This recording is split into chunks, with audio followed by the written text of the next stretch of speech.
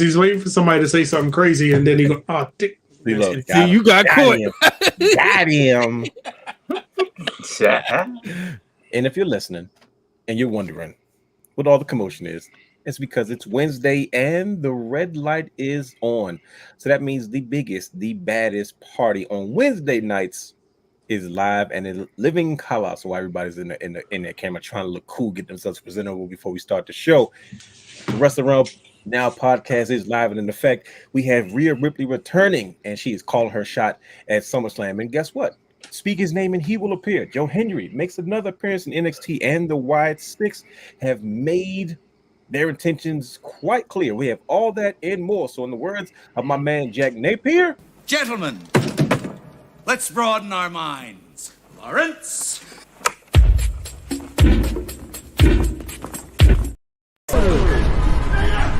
Houston, we have a problem. Yes!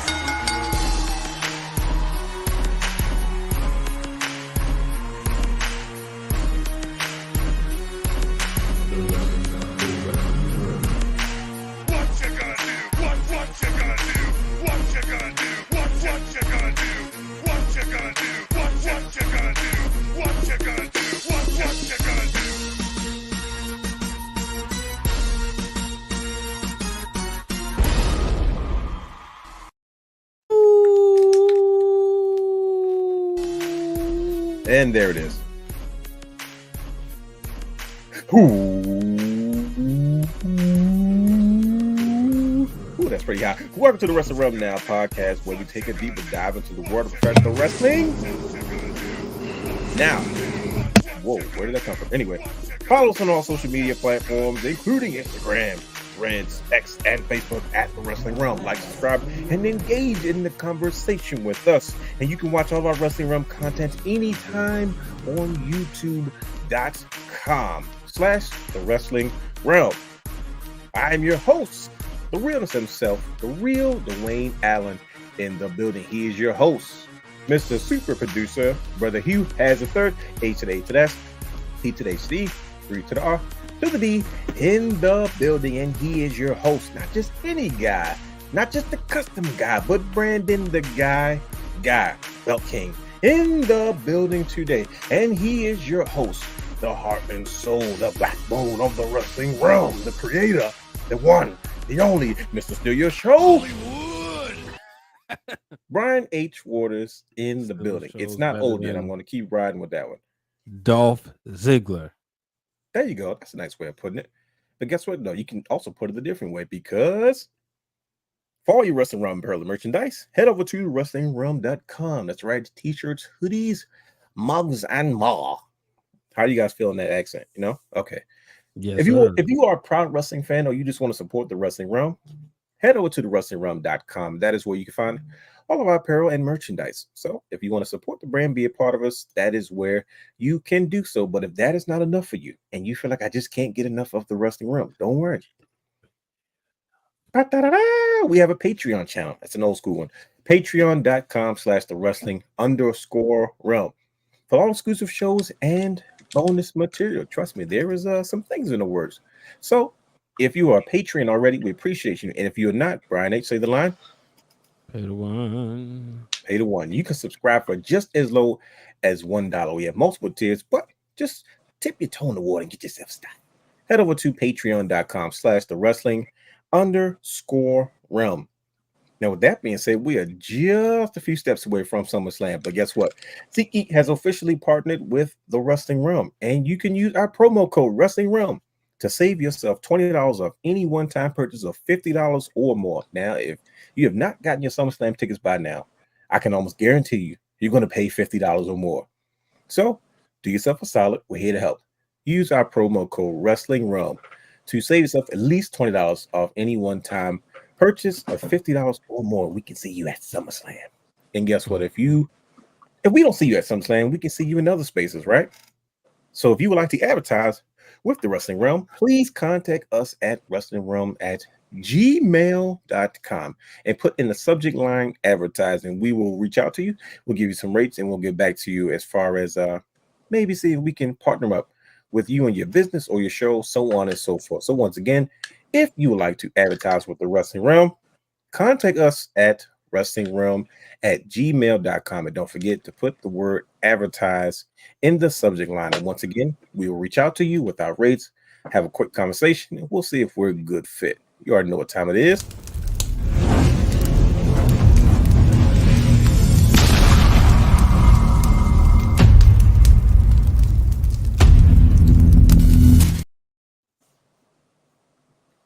Championship Culture Season 2 well underway here on the Wrestling Realm platform, the latest and greatest into the world of wrestling conversation. The culture has been personified through championships. And guess what? Championship Culture has done an amazing job doing that all the way from Season 1, bonus episodes directly into where we are today. And that is Season 2. So every Tuesday at 8 p.m. on youtube.com/Wrestling Realm playlist Championship Culture, you can find the conversations, the dialogues, the introspection, everything containing championship culture. We're talking championship belts. We're talking about championship belt design. We're talking about, in some situations, who wore it better. Now, with that being said, this is the point of the show why I asked Brother Hugh, why I asked Brother Brandon the Guy, what exactly was this week's show about on championship culture, brothers? What did we talk about, Brandon? Don't you do it, Hugh. I know what you're thinking. So this week's show was all about who wore it better. In Season 1, we started down this rabbit hole because we often sometimes see, different wrestlers with different championships. But the question is, who wore that championship better? We did it with the White Strap and the Continental. And we all know whose answer was Dolph Ziggler. But this time, we wanted to say, who wore the specific version of this WWE Championship? One of the ones that we saw from 2014 to the latter part of 2023. So we really just wanted to dive in there. We had a special guest from, from Talk About It podcast. We had Mr. Terrence Williams. And when I tell you, he had some insight. He actually changed my mind about this belt. And I'm pretty sure we'll get into it a little later about some things surrounding it and gave us a different perspective that I didn't even realize. And I'm pretty sure the brothers will appreciate what he had to say. But if you want to know what he said, just go over and watch the latest episode of Championship Culture where we talked about who wore it better. So on to the Wayne notes because we're going to skip you this week. What are you kidding me? What do you mean? It was just getting good. I was just getting to the dialogue of the conversation about what you were referring to when you said who wore it better. Oh, look at that. The GOAT. So it's crazy because when you think about him, he actually has two different versions of himself that wore that belt. So you kind of debate which version wore it better. But go ahead here. Go ahead, take over here. It definitely wasn't the big dog, that's for sure. Oh wow. So I know my favorite champion. Who's your favorite champion here? Brother Rennes, you know my favorite champion? No. Well, here I got a feeling. I think I know who your favorite champion is. Somebody told me it was Bad News Brown, but I was like, wait a minute, something's not right. That couldn't be Bad News Brown. Only to realize that your favorite champion that wore the best, according to you, Brother Hugh.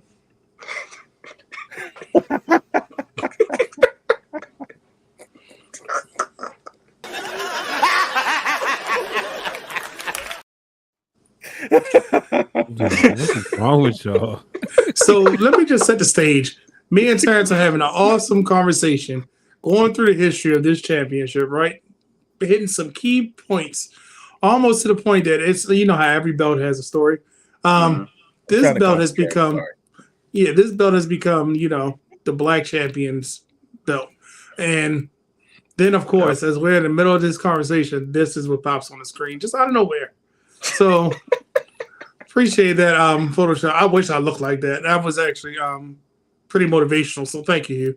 You're very welcome. You're very welcome. I still hate you. That's right. That's how it starts. Brother Hugh, he be getting people motivated. That is true. That is true. I'm getting like Apollo Crews vibes, but I am getting Bad News Brown stuff. Okay, but like I said, we'll get back to that. Thank you. Go back to that when that was. Yeah, that's brother Brandon. I'm gonna go ahead and put this down. I'm gonna put this down at this point. Yeah. He wants to start it. You can't. You can't keep it up the same entire show.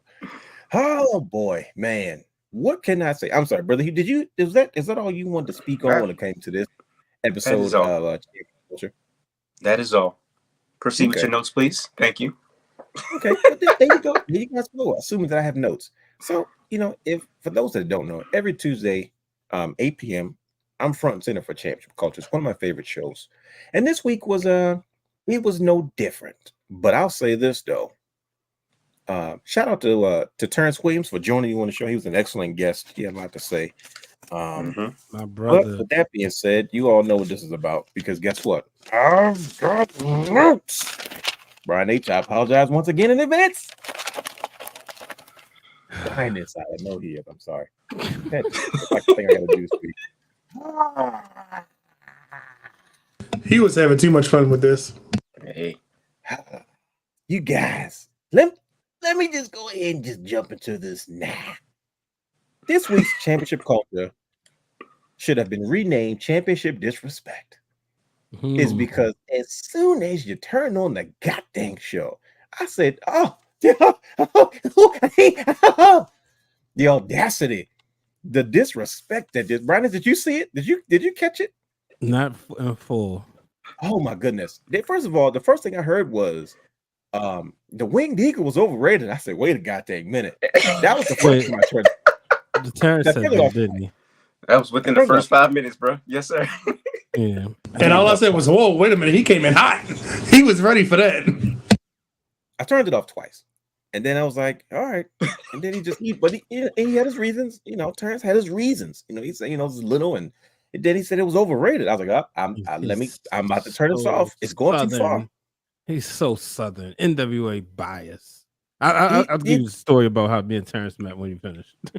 And he said that he mentioned on the show that me and Brian have had back and forth conversations about it. He was politely saying this is how you guys debate, and I was like, wait a minute, let me hear what the brother has to say. So he kept going, and then he said he liked the WCW belt that Ron Simmons held. I said, come on now, I get the sentimental vibes, but you just disrespected the Winged Eagle, and now this. So I was like, all right, let me just proceed. Let me see what the show's about. So I'm watching the show, and I'm getting into it. And then once again, the disrespect for AJ Styles. I said that was the second time I turned it off. I said, I ain't doing it. He really said AJ Styles is overrated. I mean, good matches. I was like, I was dying. I was like, yo, this isn't. And then it just kept getting worse. He's like, yeah, AJ won it from Jinder Mahal. What was that? I was like, I was right. My finger was here, and the button was there. And I said, nope. Realness, hold on, realness. Just give it a chance. This is me being fired up. I sound like D. Willer. I sound like Drew. You know how Drew gets riled up. Yeah. I'm telling you, I see why now. Because the disrespect was flying through the roof, right? So I calmed myself down. I kept watching. And I said, okay, let's relax. Okay, we're gonna watch this. Okay, that was me calming down. I want you guys to know. I want you guys to feel exactly where I was at when this was going down. I'm a storyteller. And I was like, man, this show should be recalled the Championship Disrespect. But one thing he said, and this is just key points. He said quite a bit. You guys had a great conversation. One thing I said, okay, wait a minute. He's got a point about Bobby Lashley. That was one of the things that caught my attention the most. He was like, the way Bobby Lashley was depicted during his WWE Championship run was the correct way he should have been depicted. And I was like, you know what? God dang it, Terrence, you won me back, brother. You have a point there. And the conversation of the Black champion and this whole era, and there was this how can I put it? There was this implication that the black champion became the black champion due to declining ratings and things of that nature. But I didn't necessarily agree with that, but I understood it. But I got through the show. It was a good show. And there was a few questions that were answered on that show that I felt like, realness, you need to answer these questions for yourself. Because if I can't be on the show or in the comments, I go back and I take notes. So one of the things that I said, okay, cool. One of the things that I agree with Terrence about, he said, who do you associate with this particular championship? That was one of the hard-hitting questions. And I was like, well, god dang. And then Terrence made a valid point. He said, I don't think there's any one person that you can just associate with this particular championship. And I said, okay, you know what? He's got a point once again. You know, so the brother clearly knows what he's talking about. You know, his opinions are his opinions. You know, and I definitely respect people's opinions. But I was like, you know what? I agree with that. If there's one person I could associate with this title, I couldn't do it because I like them for different reasons. But I'm gonna say the one person that I am the most grateful for who held this title. It might be a cop-out answer, but I don't give a goddamn. Seth Rollins. Seth Rollins saved us that first Roman reign. See what I did there? That was clever. That was nice. You brother, you. As they call it, the heist of the century. That was eloquently put. I went back and watched some of his stuff from that era, and he was ready. He was it. I called it not because I called it, but because he was it. Like I said, during that time period, Seth Rollins was dang untouchable. Then there was another question I was asking. It said top 5 people that held this WWE championship that you felt like held it the best and the most. And I said my in no particular order, but I said my choices were Daniel Bryan, Seth Rollins, Bobby Lashley, AJ Styles, Jinder Mahal. And god dang it, Brother Brandon said something that was profound. He said, who do you think wore this best? And he said, AJ Styles. AJ Styles! It's for all my Japanese folks. That's how they said his name in New Japan Pro Wrestling. I'm not being racist. I'm not. Yoroshiku negashimasu. Arigatou gozaimashita. So I was like, you know what? This show turned out to be pretty okay. But there was a few more questions that were answered. And I was like, wait a minute, I gotta get to the bottom of this.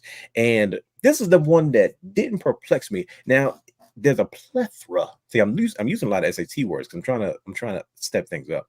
There's a plethora of choices that you could have chosen for this next question that was asked. And the question was, who do you feel should have gotten a shot at this title that didn't get the chance to do it? Now, Brother Brandon lost me with his Xavier Woods dialogue again. I appreciate your love for Xavier Woods. I really do. I respect it. Solidarity, right there. He's put the work in. He's a constant. Look, he's still trying to sell it, y'all. He's still trying to sell it.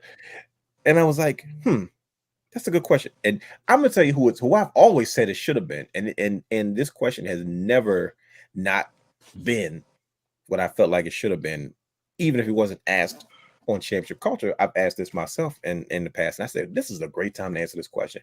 So if you ask me who should have gotten this WWE championship during this era, this particular championship that didn't get an opportunity to have it, and I say it was Sting. Sting was hot.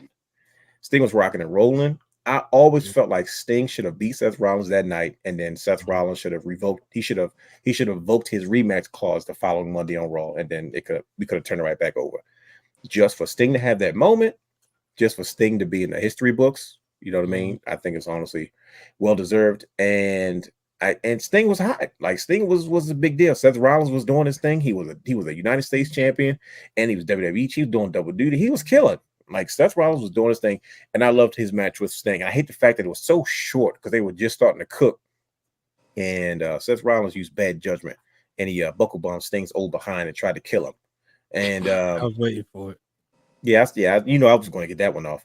And he tried to kill Sting. And I was pissed. I was like, "Come on, man!" Like Sting was rolling, like he was there, like he was in this best shape he was going to be, like for his last in ring like run as Sting. And Sting was supposed to win it that night. He was supposed to come back Monday, have a quick celebration, come to the ring, complete photo ops, thank the fans, thank the WWE, thank the universe.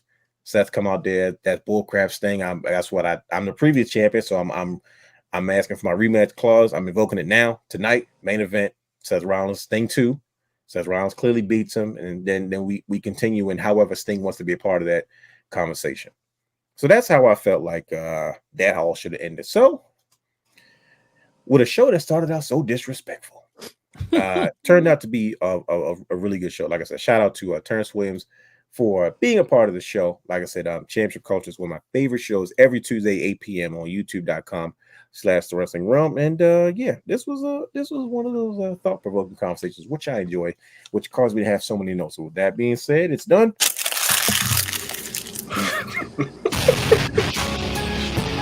And there's that.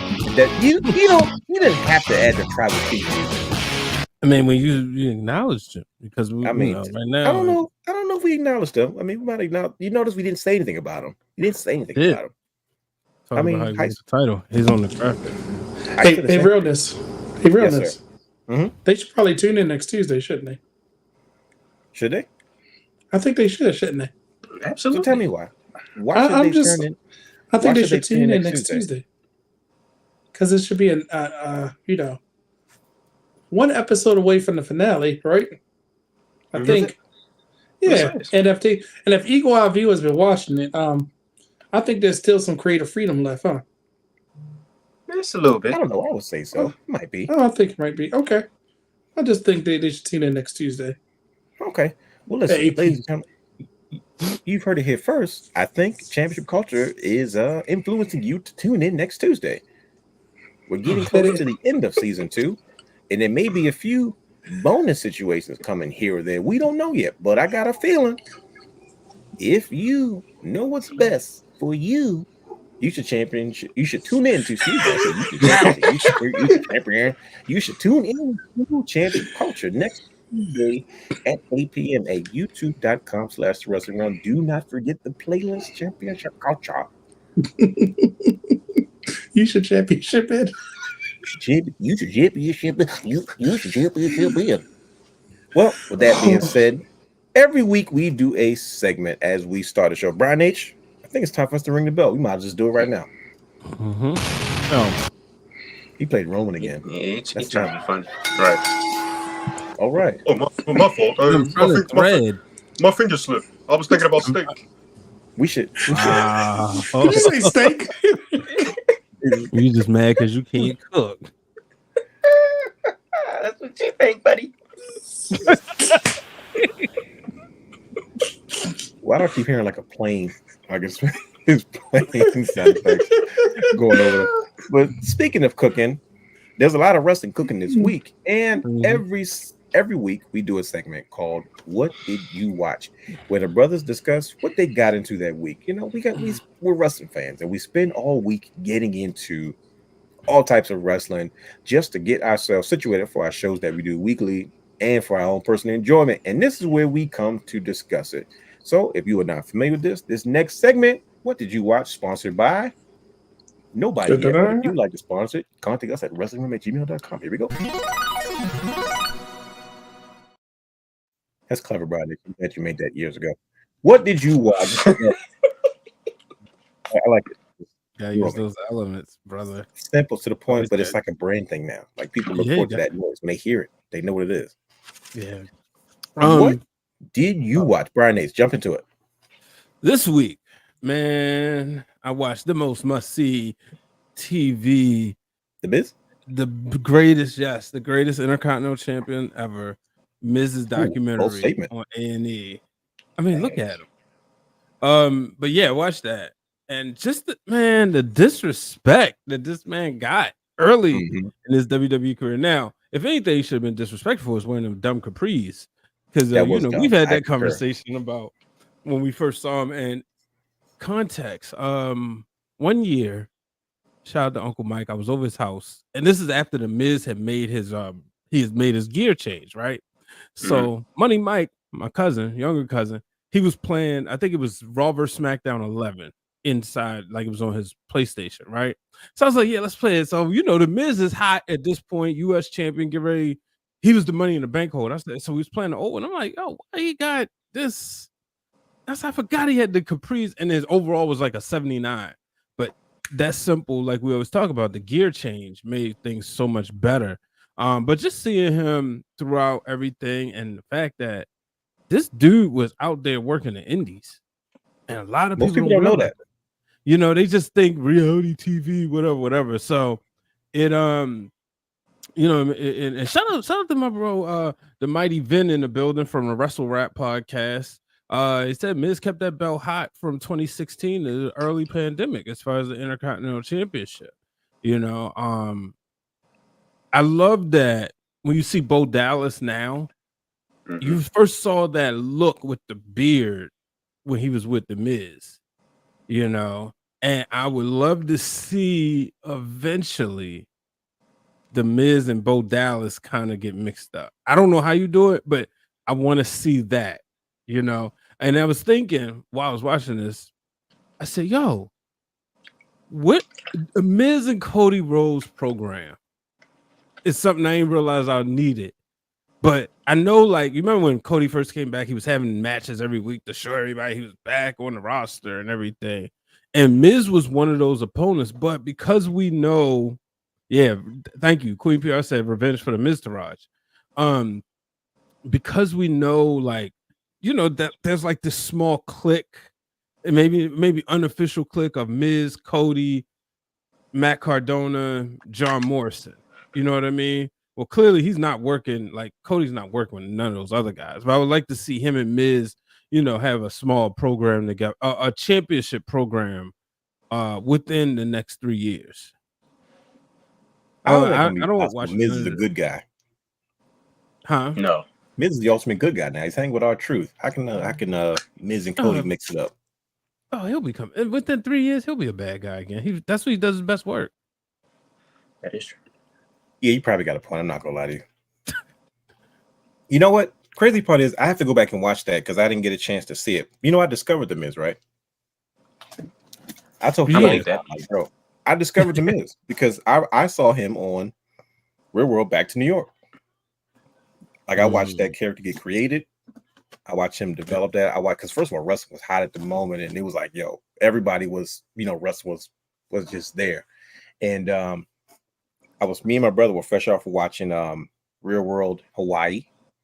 And he was like, oh, we're going back to New York. And as a kid, I was like, oh, they starting over? Like, what are you doing? Because that was the first Real World took place in New York. And then, like the Miz came in there.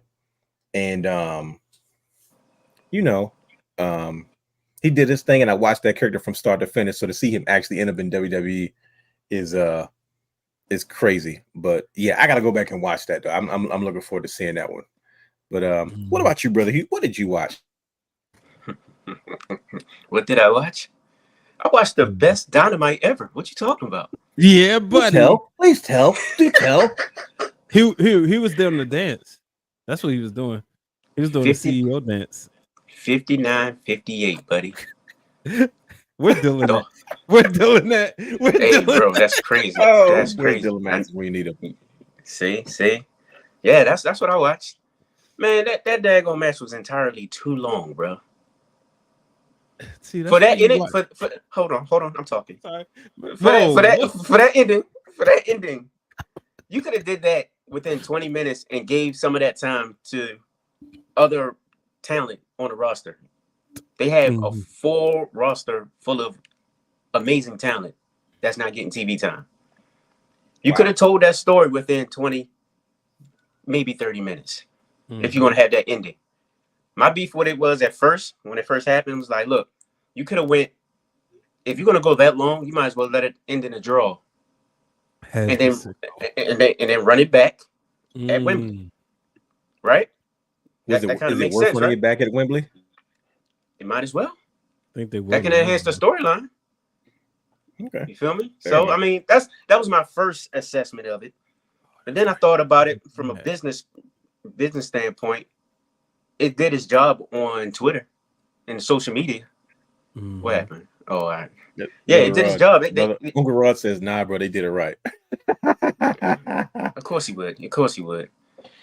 But yeah, man, I was irritated because there was like 79 finishers, bro, like 17,000 different false finishes. And I'm like, bro, like after the first 3 false finishes, I was good. After the first 15 minutes, I was good. I didn't need to keep seeing it over and over and over and over and over again. And I'm like, bro, for real? I turned the TV, turned back. I said, oh, it's still on. Okay, all right, hold on. Went to the bathroom, went got something to eat, came back. I said, dang, it's still on. Okay, all right. This is what we're going to do today? We're going to do this tonight. Okay. Wow. All right, I get it. It's at 250, right? It's a big show for you. I get it. Okay, so all right. Okay. I'll let you ride. But, bro, I didn't want to see that. I know I'm probably the only one that didn't want to see it. But I didn't want to see that. I was done. I was tapped out, brother. Yeah. What do you think, Brandy? Yes, Brandon. Look at your face. Look at his face. He getting his Stephanie Hardy on. I just wanted to show the belt because that's what you were talking about. I just heard championship. No, Y'all know how I feel about AEW. People can call me a hater all they want, but I've said it. They're the best wrestlers on the planet, but we never get to see the best wrestling. I did not watch the match, but from what I've heard and I've seen things on Twitter, I love that everybody's talking about it. The simple fact that this was the shot in the arm that they needed, good. But the sad part is they always let us down with the follow-up.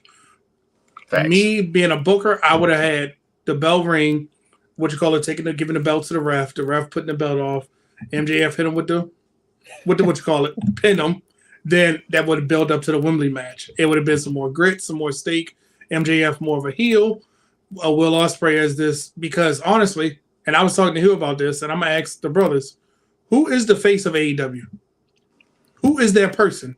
Kenny Omega. Who is it? Isn't though? Do they need one? Come on, man. Okay. That's a legit question. But it seemed like, but here's my problem. But do they need one? But every time you try to have a conversation about AEW, you get called a hater. You get talked about, oh, you're just being negative. I am trying to love them, but they won't let me love them. So how am I a hater when I'm trying? Because honestly, who's the face of SmackDown? Cody. Who's the face of Raw? Depending on which week you're watching, you know who the face is. Liv Morgan. That's what I said, depending on what week you're watching, because last week it was Jay. The week before it could have been somebody else. You know, it could be Rhea next week. Who knows? But you have all these people. But when it comes to AEW, you don't give a chance to be a star because we're showcasing so many other people besides the best wrestlers on the planet. We keep going to these other promotions, bringing them in instead of making it special, making a thing. Like when I saw the poster, Hugh texted me, was like, "Wow." The first thing I thought was, "Oh, it's the 250 show, but they only advertise like 3 or 4 matches. Where's all 746 matches?" Because that's what AEW does. They give you the best wrestling. They throw it in your face. And I was like, so you want an hour for, I don't want to say a screwy finish because that sounds like a mark, but I'm like, if you're going to give us a screwy finish, do it in the first 3 minutes so it'll be a blood feud. And then I'll be tuned in to say, okay, what are they going to do? Because MJF better run because Will Ospreay is going to pull out all the stops. Because one of the best matches I ever seen on AEW was Kenny Omega and Daniel Bryan. Yeah. That 30-minute match. On the edge of my seat the whole time. So that's my take on it. Since you had to ask, I wanted you to go in on them, but I'll get called. Hey, bro, it was like I said, it was a good match to me. It was just too long and it was too much going on. Too many finishes, like false finishes for me. That's it. I'm gonna look at it different. I understand. No, go ahead. No, you good. I was about to say, then Swerve, he only gets like what, 8 to 10 minutes in the ring. Good God. That's your champion, though, right? Isn't he world champion? Yeah, versus Okada. That's supposed to be like, that's supposed to headline like Tokyo Dome. Like let's be real. But you're gonna get called a hater for saying that. You're gonna get called a hater. Look, I said when they're terrible, you slide them. No, I don't. When they're terrible, I want them to do better. Like that match, what are you doing with your world champion? I wouldn't care if it was Swerve Strickland, Hangman Page, Kenny Omega. Your world champion should be the face of your product. Samoa Joe tried it for what, a month? And then what happened? Never mind. Him and Hook. Oh, nope, we're not doing it. Him and this. Nope, we're not doing it. So no, stop giving them props when they don't deserve it. They don't. I mean, sorry, you got the best wrestlers, and anytime you watch AEW, you don't see AEW wrestlers. You're going to see CMLL. You're going to see AAA. You're going to see New Japan. You're going to see some indie person. Somebody you couldn't even name me 25 AEW wrestlers that you've seen in the last month on TV. Ouch. Name me 25. Now, granted, on the same hand, I was saying this about WWE. They become more focused on entertainment and moved away from the wrestling. WWE is heavy on entertainment right now. Right. But that's because they're hot and they're going to give us the matches when we need them.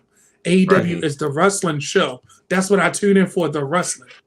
Stop introducing me to all these people when I want to see the AEW guys. That's like if WCW, let's say TNA said, you know what? We're just going to bring all the indie people in and don't know who is a TNA talent. You're like, where's Jordan Grace? I heard the Realness got a pipeline directly to Tony Khan's DMs. Uh-huh. As a matter of fact,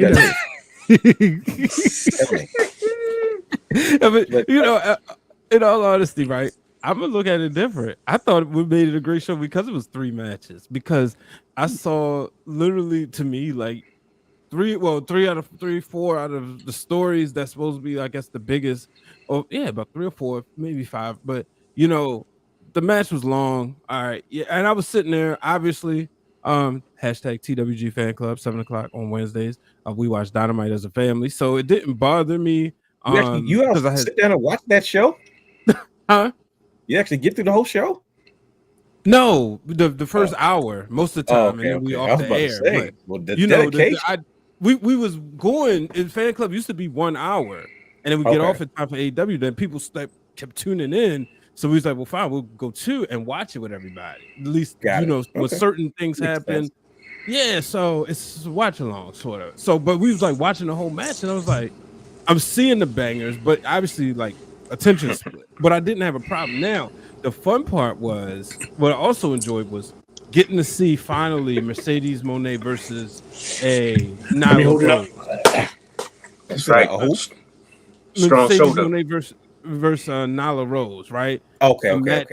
That the Lakers won. Yay, Bronny. A match that I would have wanted to see a few years ago. You know what I mean? I'm getting this match. Huh? I was like, no, go ahead, bro. I was like, yeah, Bronny. You have Hollywood moments. Like, you just coming out. But so, being able to see that. But then also the best part of the show for me was Mariah May and Toni Storm. Because it's like, okay, Mercedes Moné is here. She's supposed to elevate the women's division or women's wrestling over there. But those ladies been doing essentially, they're not the same thing, but like what Liv and Rhea has been doing on one show, Toni Storm, Mariah May. And that's where like it's been killing it. And then, seeing the return of Darby. I think for me, because the show was less is more, as opposed to hitting me with 80 matches in one night. And I'm like, I don't care about this. It was like, okay, 3 matches. A few promos, and I'm good. But isn't that what Collision and what you call it was supposed to be? You know what? I've learned if you don't have nothing nice to say.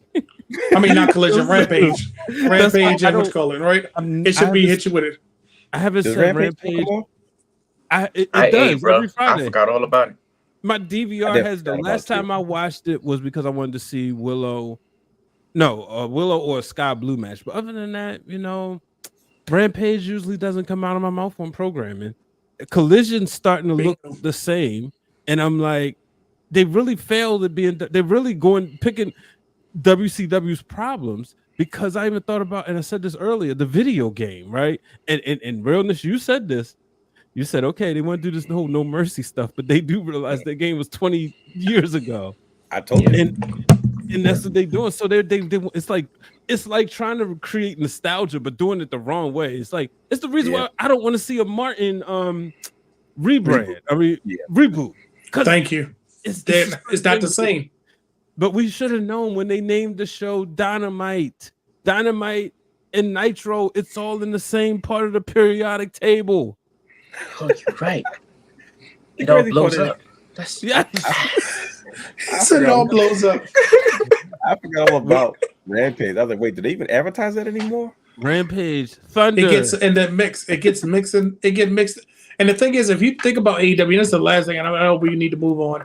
They have all the elements to be great. They have every single thing to be great. Tony, just give us the great show that I can tune in. Because remember when Collision first came, I was like, this is my new favorite show. Then 3 weeks, I was like, well, that didn't last long. I was like, well, yeah, it was, but you get what I'm saying? Like, remember, we were tuning in for the first match wasn't Rampage. The first match was Kenny Omega versus Christian Cage. The first, and I remember watching that and losing my mind because it was a great match. Yes, Christian is my guy, but he was doing so many things right. That was the right call. That was the right time. Except his gear. His gear's not good. Okay, we know you're a gear guy. But I like the turtleneck Christian. Not this is pre. I've never watched anything turtleneck Christian. Like all on the mic, not when the bell. That's the best. That's the best person. That's the best one, bro. That's scary. Yo, did y'all see the threads? What she said? Stephanie, no. You know why? You're right. They should have one of those television lesson not on the depth slot. Oh, Friday night. Oh, because the time slot. Yeah. And then, it would be hard. And they'll blame the women's wrestling or Ring of Honor on the depth slot. Yeah, that's right. Yeah, because Ring of Honor could be that good, but on that slot, nobody's going to see. It doesn't have a big enough following yet for it. It's such that they don't put the. Where the guy chumped out, he put the belt down. He couldn't. I can't stuff it. He did. I can't Stephanie Hardy stamina. No, I ain't got that. I ain't got that shoulder strength. That's the Stephanie Hardy pose. She was like, yeah, that's that Southern strength. Yeah, she's not. But she do it all the time. Y'all notice that? She was just chilling with it. It's not just with wrestlers. She be doing that all the time. I'm like, oh, that really is her pose. I'm telling you. You know what? I'm about to eat my vegetables and do some push-ups and get right. Telling you. Drink my milk, all that good stuff. Stephanie, man, she's out there asking all the good questions out at she's definitely Toronto. Taking a Hardy Wrestling Podcast into that's the Alabama Strong. Yes, indeed. That's what that is. If you're not familiar with the Hardy Wrestling Podcast, ladies and gentlemen, you need to be. So, we like to shout out our friends on this show every once in a while. But except the Flex Zone Podcast. This is another thing. That would be like Glow. I'm old enough to remember it was on late at night. So you know what I mean? Yeah. So it's like, sometimes the opportunities that the ladies get are almost like backwards compliments. Like, oh yeah, we'll give you an opportunity, but you kind of let them up for failure. You know what I mean? Right. Because if you wouldn't put them on a primetime slot, why not? You know what I mean? Because they literally could carry a show on their own. They can. Yeah. They really could. They really could carry a show.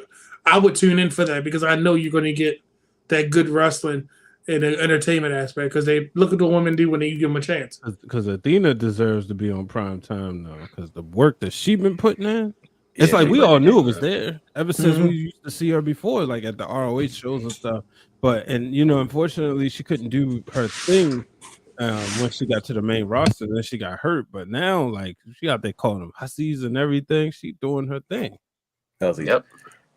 Go deep into the archives. You'll see my interview with Athena. Sorry for the audio part. It was at the very first WrestleCon. Oh wow!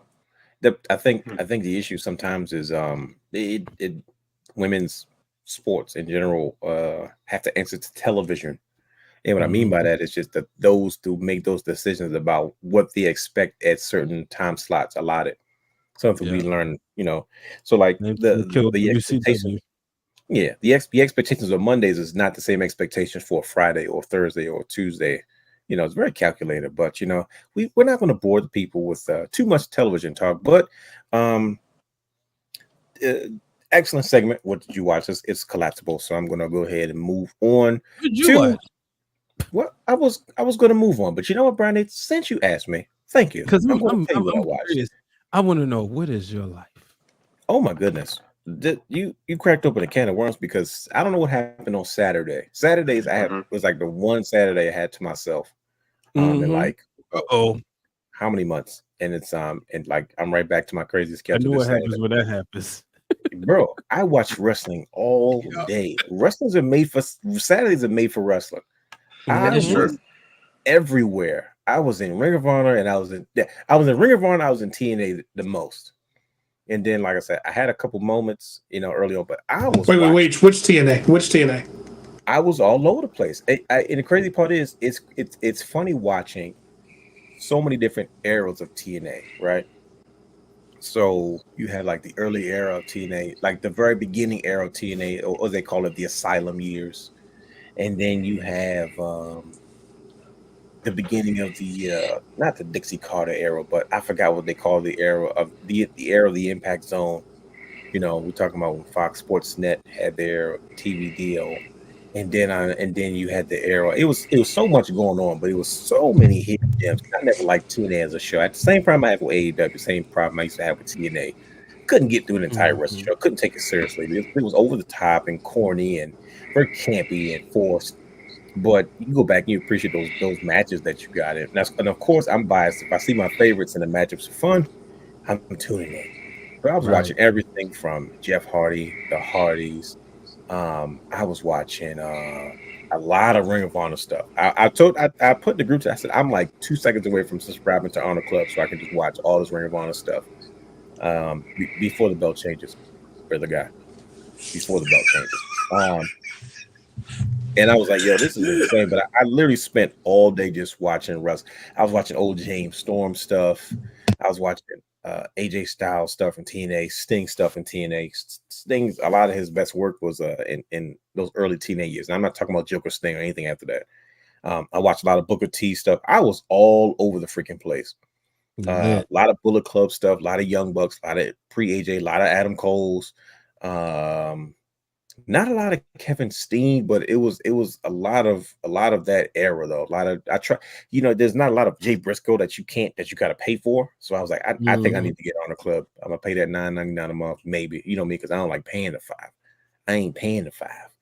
But that's what I pretty much watched. Like, and that kind of trickled all the way down to the week, outside of everything else that we saw. I need to go back and watch the A&E documentary with the Miz. That was good. I don't know what I was doing, but I had missed like the first 30 minutes of it, and I was like, I'm just going to wait and go back. So that and the Steiner Brothers. Yeah, so that's the Steiner Brothers. I got to go back and watch that one too. So I'm waiting for Mark Henry's on Sunday. Mark Henry. Oh, that's even better. Yeah. I went back and watched his interview with the Undertaker on his podcast. It was older, but I was like, yo, Undertaker's. And he hurry up and got out of AEW. He was like, wait, I could do what? Y'all can give me a documentary. Bye. Not yet. Yeah. Everybody's like, hey, AEW, I appreciate it. Big Show's next, but who knows? So that's what I watched this week. So thank you for everybody that joined us for this particular part, because this is always a fun part. People are like, what do you guys watch? Well, god dang it, we tell you every goddamn week there. So let us go into our next segment, which is something we do every week, and it is called Good for Business, Bad for Business. Now, if you want it, what does that even mean, realness? I'll tell you. Good for business, bad for business. We take a subject, we take something that happens, we take professional wrestlers, anything that may happen in the world of professional wrestling, and we discuss, is this the right move or is it the wrong move? Is this good for business or is it bad for business? Is it good for business for whoever's involved or is it bad for business for the fans? We don't know, but guess what? We come together and we had this conversation every week, and this week's good for business, bad for business comes from some shocking news in the world of professional wrestling.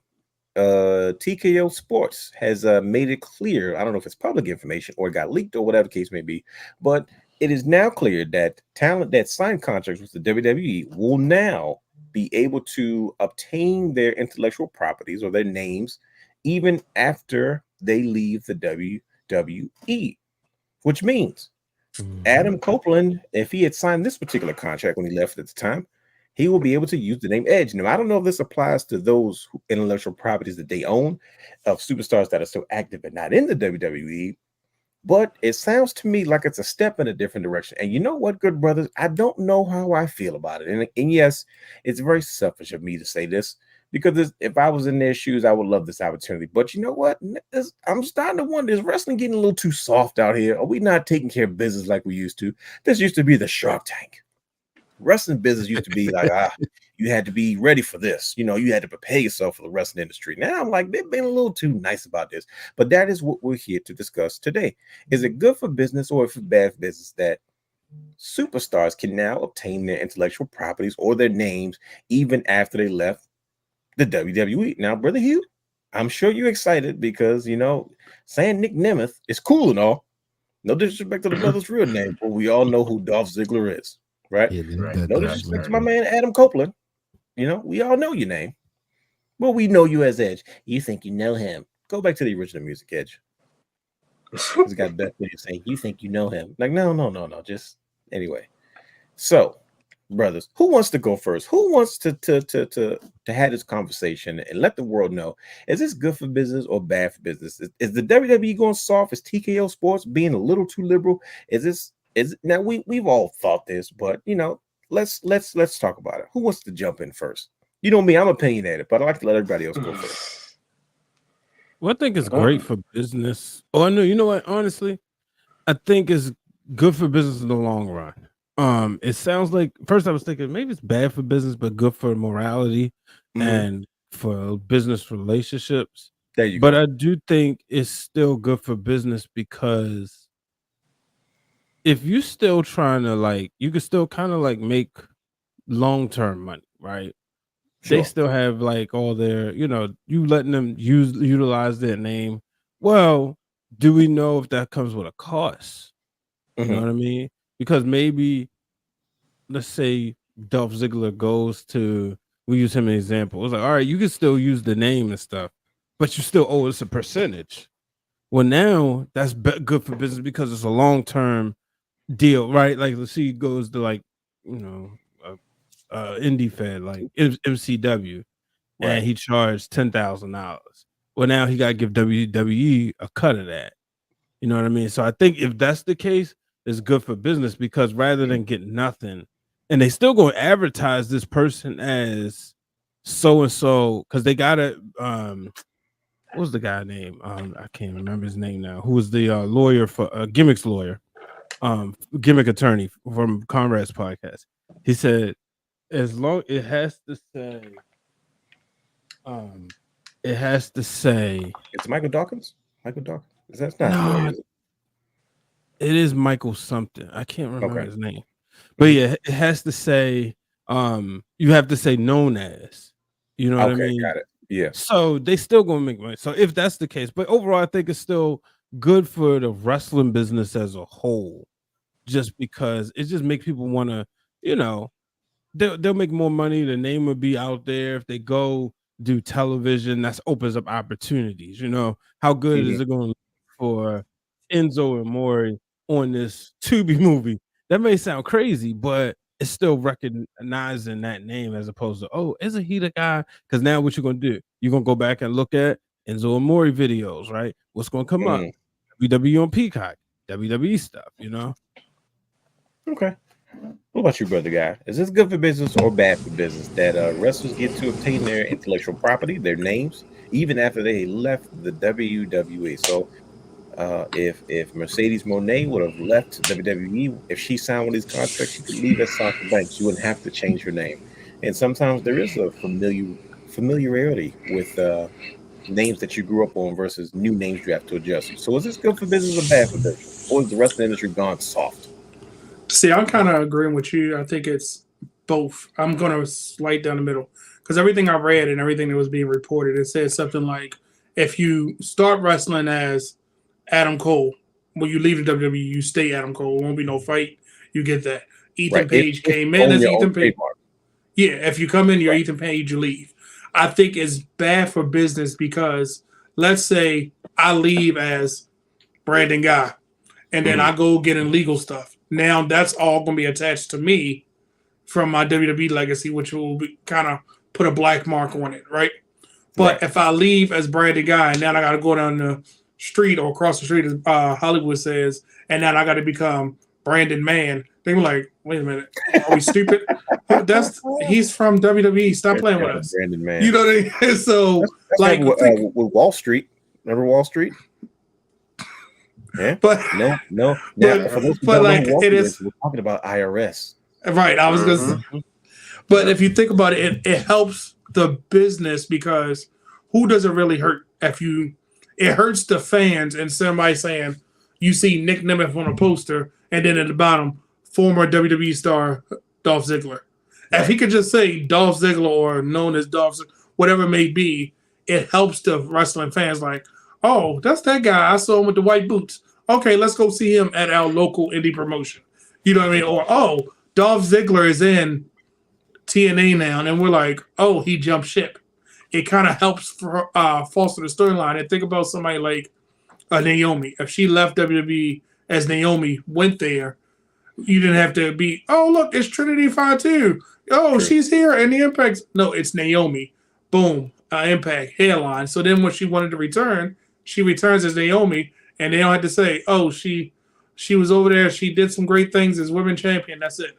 Because look at the confusion. And look at the confusion we got right now with the Rascals. Which go ahead to explain it. When it's us two, we're MSK, and when it's all three of us, it's the Rascals because his name changed. You know, and it's a confusing thing for the casual fan because we're the ones that got to explain it to him. Like if Hulk Hogan left WWE and became like Hulk Morgan. Yeah, you were like, so you mean to tell me that's not the same guy that was all plastered off WWE? Yeah, right. Like, come on now. So I think it's good, but then I think it's bad not to say they're going to do something negative. The only bad side I see to it is that I'm going to say this, and I want y'all to think about it like this. You know how Maven is using that platform now on YouTube and exposing everything, doing all this stuff? He's holding on to that WWE legacy, which it really isn't much there. Sure. You get what I'm saying? But he's educating people, but it's like, all right, you're kind of pulling back too much of the curtain. Like, all right, stop it. Like, all right, we get it. We still want to keep the make-believe because we know reality TV is forced drama. We don't need to know all the aspects of the forced drama. Bro. Yeah, like, I think it kind of helps. It breaks that in that sense, but we got to keep us entertained some kind of way. So, Brother Hugh, good for business, bad for business. Wrestlers are able to keep their names even after they leave the WWE. So if you came into WWE 5 years ago as El Generico and you signed as El Generico, and you might have had a run as El Generico, but you changed things. Guess what? If you got released or you left, you could or continue to use El Generico. Good for business, bad for business. Are you okay with this idea? I'm saying all this right now, good brothers, is because I'm about to raise the stakes on the conversation. It's about to get real realmified in here. It's because I'm going to force you guys to be in. See, we're older gentlemen, not that old, but we're older gentlemen in wrestling years.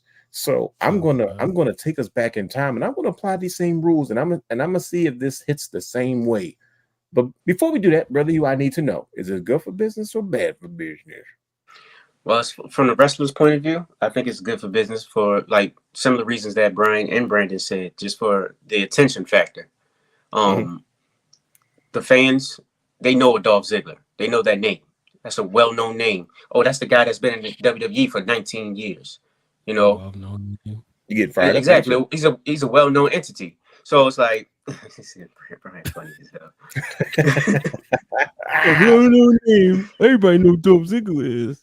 So in that case, and yeah, absolutely. In that case, I would say yes, it's great for business for the actual wrestler. And if, as Brian alluded to, if they can somehow have it so when the prior company could possibly make money off of it, then it's of course it's great for business. You know what I'm saying? I think it's bad for business where, well, no. Let me say this. Like, say for instance, once again, we're gonna use Dolph Ziggler. When you're Dolph Ziggler, you don't want to say the Big Red Machine Abel instead of no, bro. No, I'm not doing that. No, bro. That's a good one. No, bro. The Big Red Machine Abel.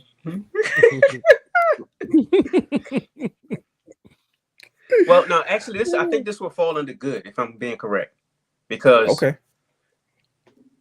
with all right, in the case of Dolph Ziggler, this is not true, by the way, because his status is just well known. If you go to a different name, it's kind of like you got to restart. You have to reintroduce yourself, and you have to build that following once again.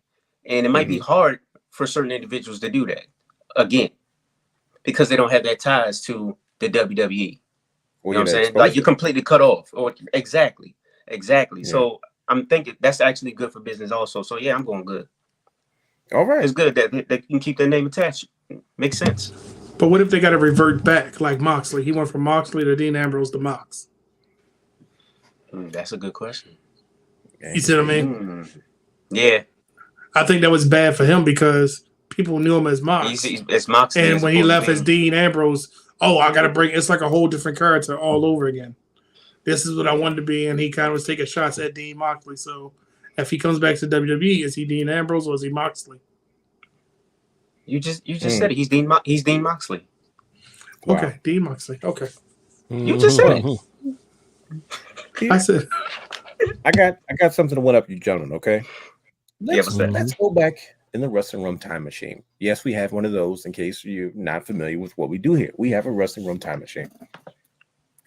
Now, I appreciate you astute brothers saying all these eloquent things, but let's be fans for once.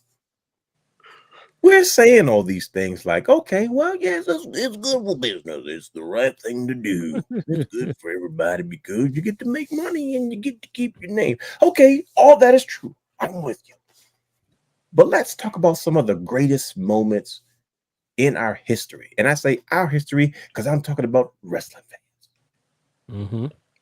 Look at all the situations where, because talent was not able to keep their names, how many situations and moments that we are synonymous with who they became versus them actually able to keep their names, right? Yep. So let's go back to 1995. And Vince McMahon said, you know what? We're going to go old school. Let's see. If you take your intellectual property and you can take it with you wherever you go.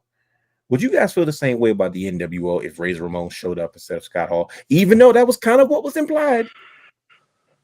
Huh?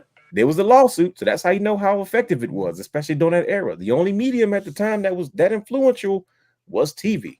Like, you went to television to figure out what was going on. Wasn't no internet. You couldn't count about. You had Mean Gene's 1-900 hotline that cost you $13 a minute. You know, but outside of that, he said $13 a minute. It was only one place to go. It was the TV. How would you feel if it was Big Diesel? If they said the Outsiders are now joined by Hulk Hogan and Razor Ramon and Diesel? Would it have hit the same? Would the NWO, you know, would if you think they would have not showed up in purple and gold, razor blades and black and white tassels and that's these are triple names that I'm making. And they showed up dressed like that for the NWO. That's a bad example because they all went heel and Razor Ramon was cool, right? He was cool. If he was going to be a villain or a heel, just like Hogan went from yellow and black to black and he became Hollywood. He wasn't just Hulk Hogan, he was Hollywood. So when you do that gimmick change, I get the name. That's like saying if Ultimate Warrior jumped over and then it was like, oh, he's not, what's his real name? John? No, he actually changed his name to Ultimate Warrior so he could keep it, right? Bad example. He changed his name to Warrior. It's Ultimate Warrior, okay. Yeah. He was still doing the same thing. He just didn't have the music. Yeah, but that was Scott Hall. Diesel was that like the American Badass and Undertaker are two different people. We know it's the same person, but it's two different people in my mind. Like Mick Foley, Mankind, Do You Love? It's still Mick Foley. It's just what part of their career are they at? No, but let me answer this. If that was the case, then why the heck was there a lawsuit involved? Oh, it's because remember, the WWE sued WCW because they said they were infringing on intellectual property. That's what we're talking about, right? They said they implied, because think about it. Let's go back. Like I said, we're in a time machine, 1995, 96. For the longest time, they didn't tell you what their names were. They just kept making innuendo, like, you know who we are. You know what I mean? Right here. And it got so bad. It got so bad that they had to, even like Eric Bischoff made it, because like, at some point we had to go on a show and we had to clarify, like, now can you verify in front of the world, not in court, but on television? Because like I said, that was like public space, that you do not work for the World Wrestling Federation. They both had to say no. So they had to but by the time they had already got their point across, they had already made the impact they needed to make right at that point. It was one thing that was key, though. You said who? It was one thing that was key. What's that? The way Scott Hall was talking. That was the biggest. That was like, if WWE was holding on to something by a thread, like you said, the gimmick infringement. Sure, that was a Razor Ramon. Yeah, he was still eventually he eventually loses the accent. But if you remember when he first got there versus later, it was straight up Razor, and he cut a he's definitely cut a Razor, because you're right, because when he said he took the thing and said we're going to carve you up, that was the Razor Ramon line. That was, and then he had a toothpick at first. The first one he had the toothpick at first, right? Yeah. Well, he always had the toothpick, even when he was Diamond Stud in WCW. So that kind of just Brian H is right though. How he was talking, even the stuff he was saying, he was using lines that Razor Ramon kind of used. It's just like with Cody Rhodes though. Later on, Cody couldn't use the name until they dig deep in the archives and found out that at a tournament when he was in high school, just for that tournament to pay homage to the family's name, he went by the name Cody Rhodes as opposed to Cody Runnels. But they was trying to say, no, we created Cody Rhodes. We own the name. But I understand what you're saying. How would we have felt if they had to come out as Scott Hall? I mean, as Razor Ramon and Diesel. You're right. Would it have been the same? It would not. It's no like outsiders. Even if because if we really think about it, right? Because of course we could use to say, oh well, they had just broke kayfabe. Mm-hmm. They had just they would have been a heel, but there's no denying that the name Razor Ramon and the name Kevin Nash made them the most money up until that point. So they would have, more than likely, they would have taken it. Because why would you start over? You know, even if you transition out of it, but why would you start over? It wouldn't make sense. Right. So logic would tell you, let's go with what the people already know. Bingo. So I agree with you. What we feel the same way. No, not at all. See, I think it would have been an organic shift because, like, when Hulk Hogan did the leg drop, he was Hulk Hogan. Then he became Hollywood Hulk Hogan. Hollywood was his bad guy persona. You get what I'm saying? Like, so it would have probably been Razor Ramon and Big Daddy Cool Diesel is here. But then when they really formed the NWO, it would have been, no, I'm Scott Hall. This is, it would have been a bad example. Yeah, like Johnny Nitro became John Morrison. You know what I mean? Like how it became. But I'm saying, how he shifted his character, quote unquote, right? But we also got to remember every promotion that he went to. Johnny Nitro, Johnny Impact, Johnny Lucha Brand, let Johnny I was waiting for it. Johnny McDonald's, Johnny Tsunami, Johnny Target, Johnny Walmart. Hogan's character switch, it would have been if they could have. Honestly, Hall and Nash probably would have did the same thing Hogan did. But listen, he played the hits because it worked. Now, if Hogan if he didn't own the name and the property Hulk Hogan, he probably would have went over there as Hollywood something. But then again, probably not because he was the most recognizable face in wrestling. So I think because he went over there, all he did was do the same stuff he was doing when he was at his height, and it was in front of a new audience. Yeah, it's still got stale. Right after a year, though. You know what I mean? So Hall and Nash. I'm be honest with you though, Brian H. Real quick. To me, I think it was the same audience because everybody knew who the heck Hogan was, whether you were in the North or the South. Do you disagree? You knew who they was, but you didn't get him the same way the North did. You're right. Everybody knew who he was, but it was one of those things where now we get to see him. And there was an old version. Yeah, but people who didn't get to see him, and then if you did get to see him, you were seeing him have matches with people that you hadn't seen him having before. You finally got Hogan and Flair. You was getting like Hogan and Arn Anderson and all that other stuff. That's what made it.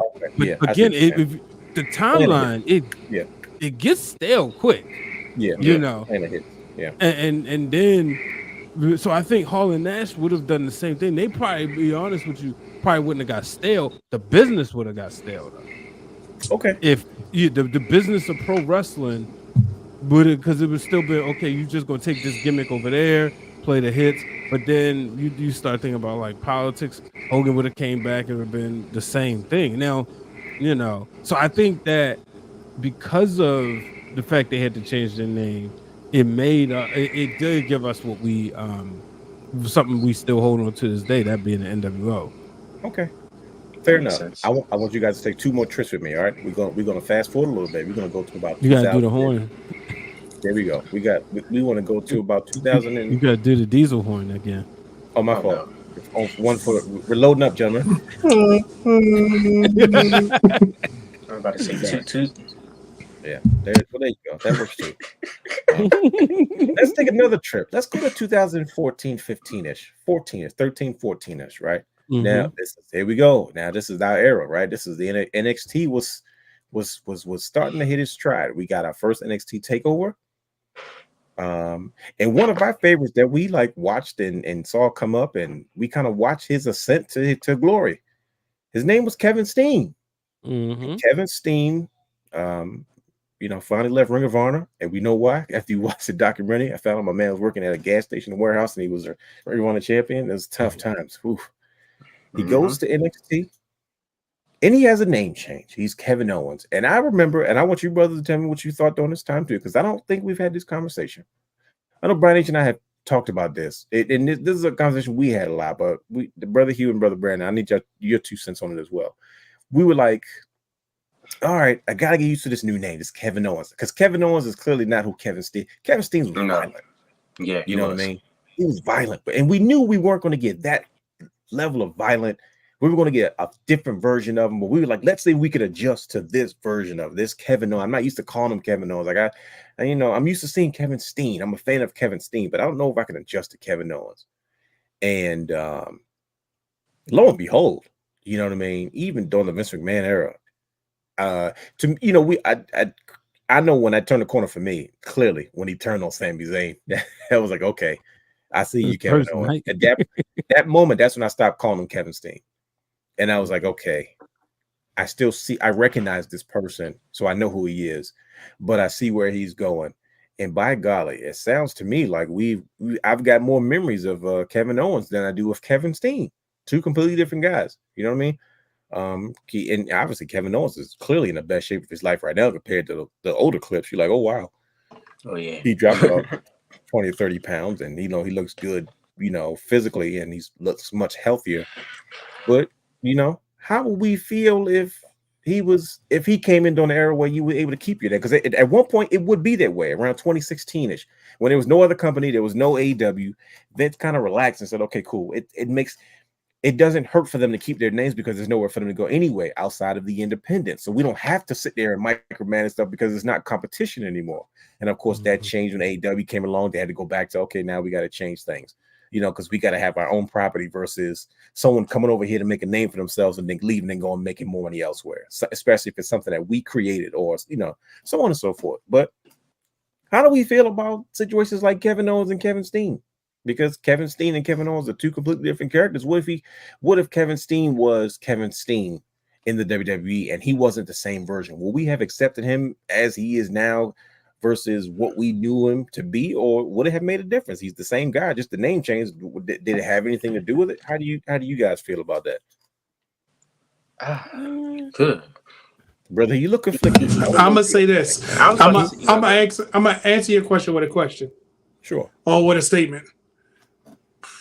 Remember, we were stuck with the Viking experience. Well, that was different because WWE is no match for Marvel. The Viking experience was stupid.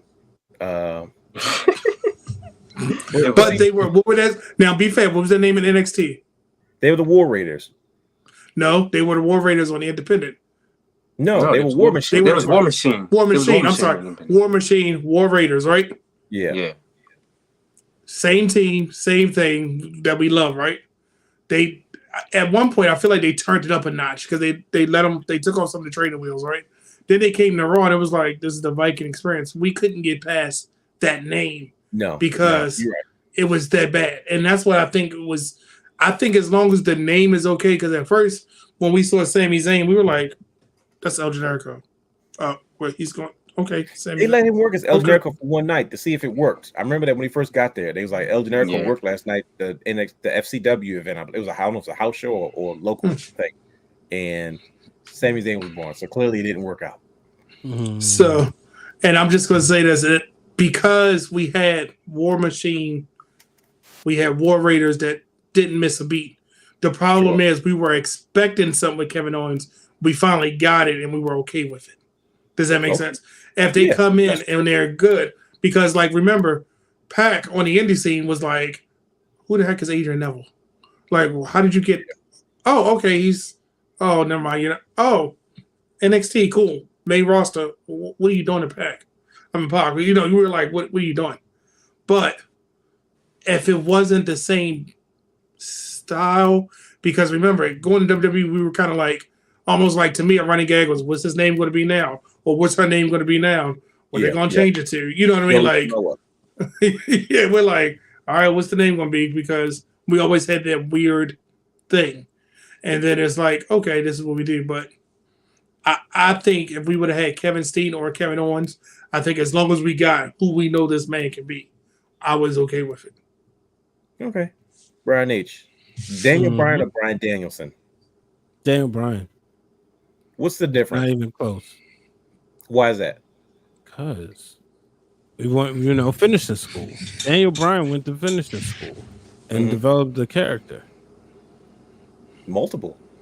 You go back from him being a love interest of the Bellas, to being AJ Lee's thing. Love interest. His world title run. Yep. Yeah, from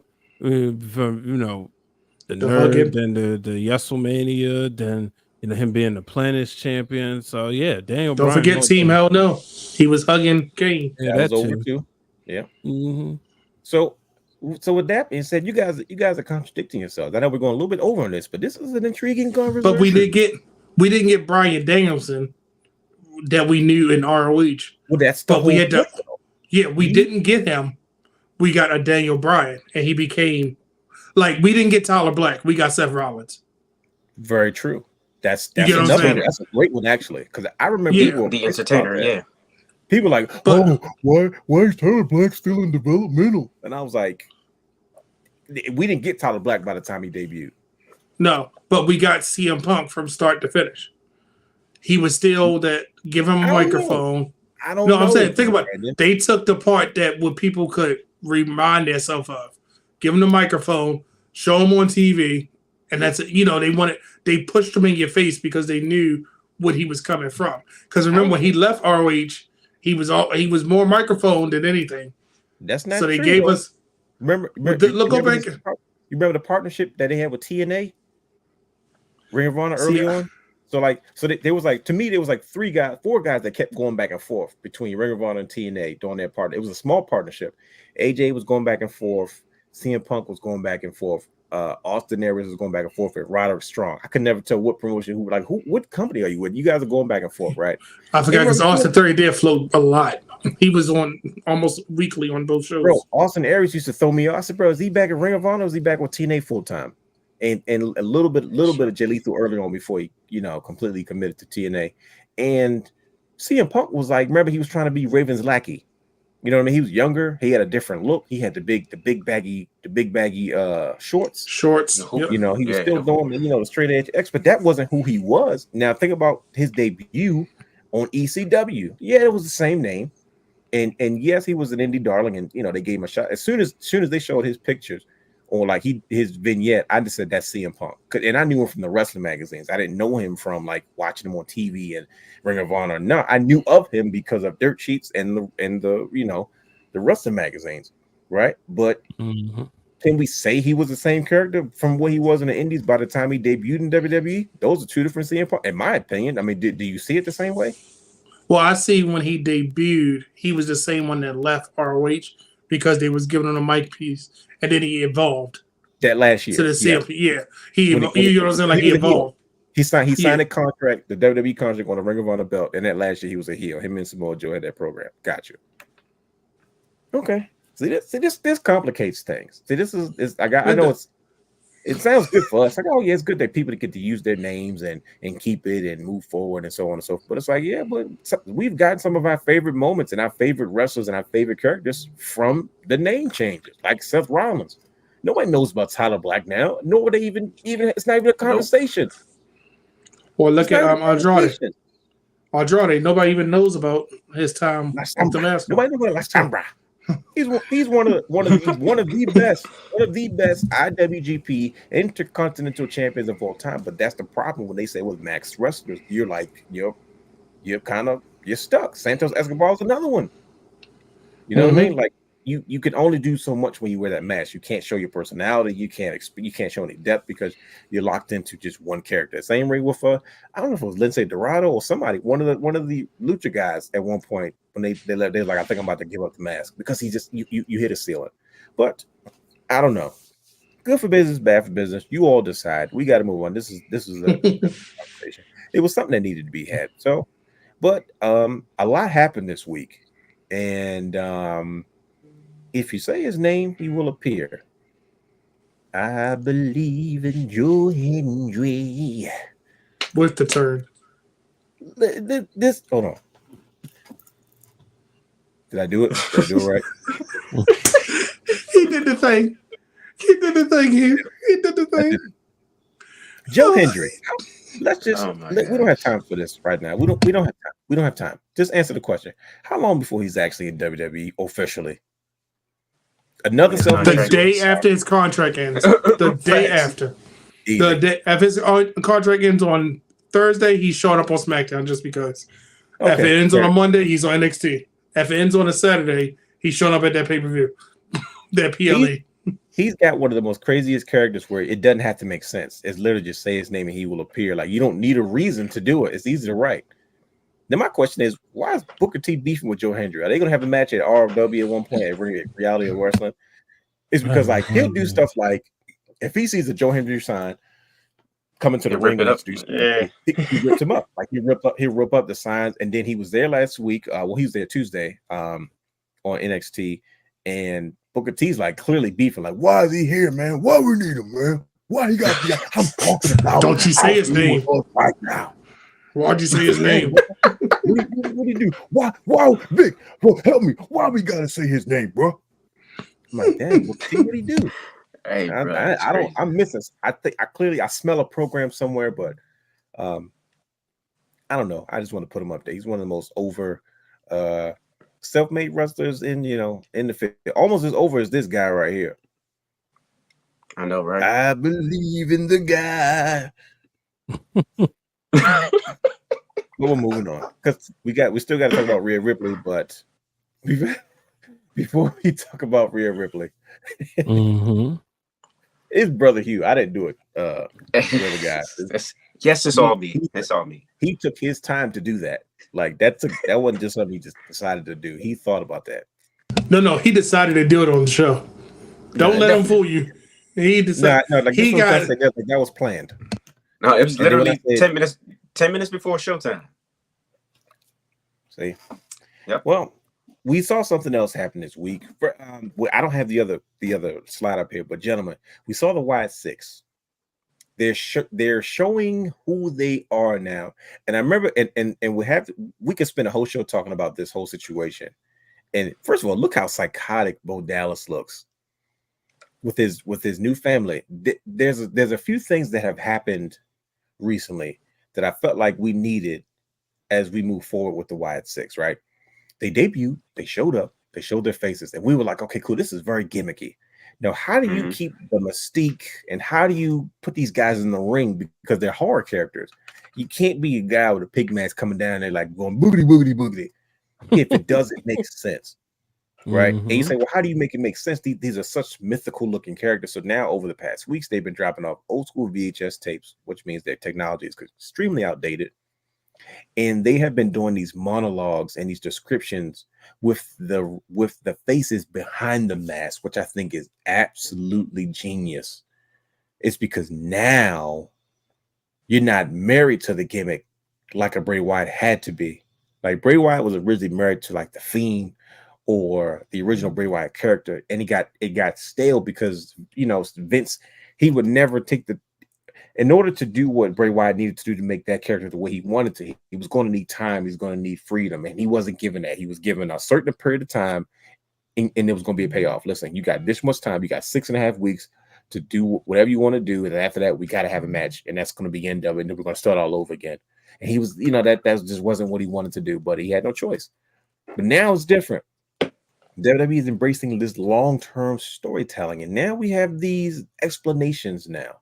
What do you guys think about what we're seeing now from the Wyatt Sicks and the video?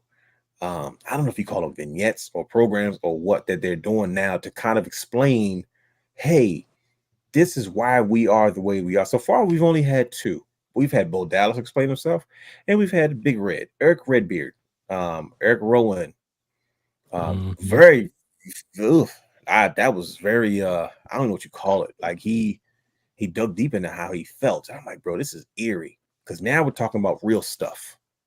Yeah. We're touching on some real life situations. Like you heard Bo Dallas pour his heart out about what he felt like he lost and why he is the way, and how they've taken real emotion and real things and kind of tied it into this new character that he's playing. And it's the same thing with Eric. This is the most range I've ever seen from Eric Rowan.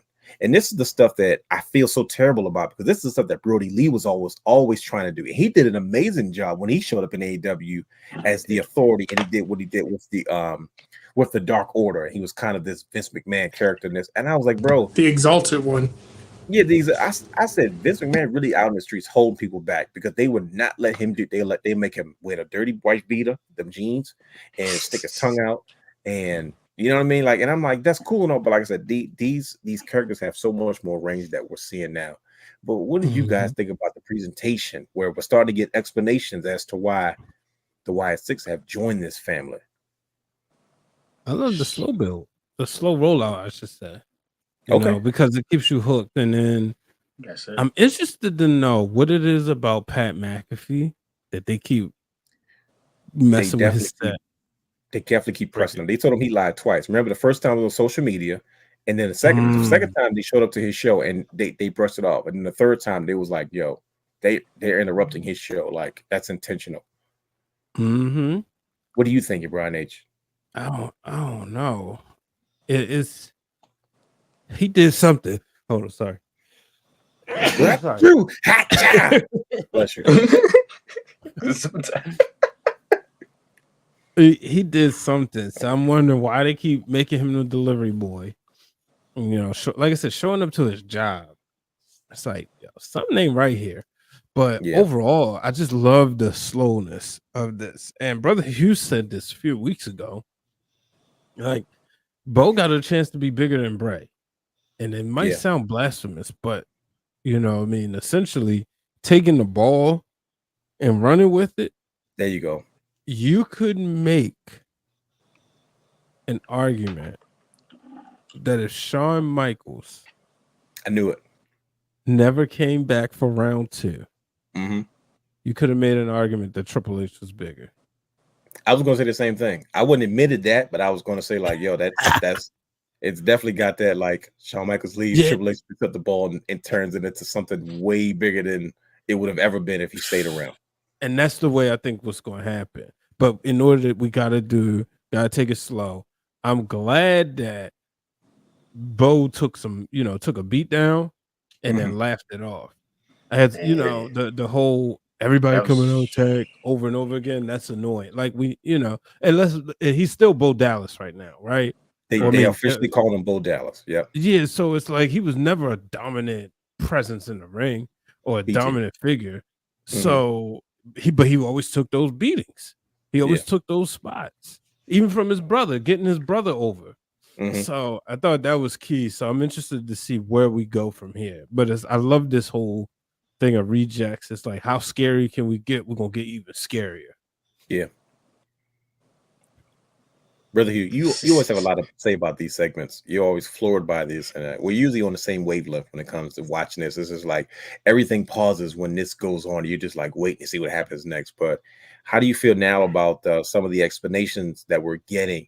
And what I mean explanations, Brother Hugh, is they're tying in like Bray Wyatt's interviews for it, as well as the double meanings of the characters in the Firefly Funhouse and where they derived from, and then we're taking that and then we're mixing it with how these people that they have chosen to be a part of the family identify with those characters or these spirits that kind of lived in this space of Bray Wyatt's demented head. You know what I mean? And it's like they're bringing those to life. Like, oh, this is scary. And you realize like this is what you considered a figment of his imagination is now being brought to life. Because someone goes, I identify with the buzzard. That's me, and that's now that spirit is embodying me, and that's what and it's like, bro, whoa. Why are we getting this deep? But that's where we're going now. Like they're and this is what I've said in the beginning. I said, yo, I need them to connect the dots. For the first time in this whole situation, Bray Wyatt is starting to finally make sense to me. And God rest his beautiful soul. He, you know what I mean? He's not even here to perform. You know what I mean? He's not with us here in person. And I'm like, yo, this is finally starting to make sense to me now. You know what I mean? But what did you think about how they're tying all of these things in now? And it's just like, yo, this is freaking me out. I don't know if I'm more freaked out by the presentation or the fact that it's starting to make sense. Right now they're just maximizing their content. All that stuff that Bray Wyatt did back in the day. Now we're forced to go back and rewatch all of that stuff and make sense of everything. Yeah. So they're getting the clicks, they're getting the views, and they just keep climbing and climbing and climbing. And man, just this picture right here. Yo, insane, yo. No did it. But when Bo Dallas, I was about to call him Bray because he looks just like Bray Wyatt. He definitely has great moments. When Bo got down in front of them, I'm not gonna lie, I popped. I was like, he's gonna do the thing. He's gonna do the thing. Yep. And he stretched his arms out, bro. I was like, yes, he did it. There it is. And I got chills, bro. I was like, what? This is crazy. This is crazy. This all makes sense now. It's starting to make sense to me. And I'm just enjoying it. The production portion of it is amazing. The storytelling behind it, of course, impeccable. Like they just gotta continue to slow burn it. Honestly, I don't even think Bo might not even have to get in the ring, to be honest. Not at this point. Especially not anytime soon. Yeah. He could just send the goons on him. That's it. Yeah. And that's kind of what we saw this past Monday. Brother Brandon, the guy. You were always a Bray Wyatt guy. Like you were always a Bray guy. Like you know, Wyndham Rotunda was always on your it list. And now we're seeing this evolution of, it almost seems like whatever was in his mind has been set free into the atmosphere, and like his brother like recaptured it and brought it to life. That's some creepy stuff. Like I'm freaked out just mentioning, like speaking on, like, yo, that's what's really going on right now. How do you feel about the way that they're bringing the spirit of Bray Wyatt like back to life? Like, oh yeah, you thought this spirit was gone, but no, these things still lived out there. And guess what? It like chose new vessels. Because you look at, like, he talked about Nikki Cross. He's like, yeah, no one thought about someone who would stare off into the gaze. I'm like, bro, and we, like, brother, you said, you got to go back and watch. Now we got an explanation as to why Nikki Cross was staring off randomly. And he was like, now she knows what it's like for someone to stare back at her. Like, imagine to stare off, hoping someone would look at you and acknowledge you, and then they don't.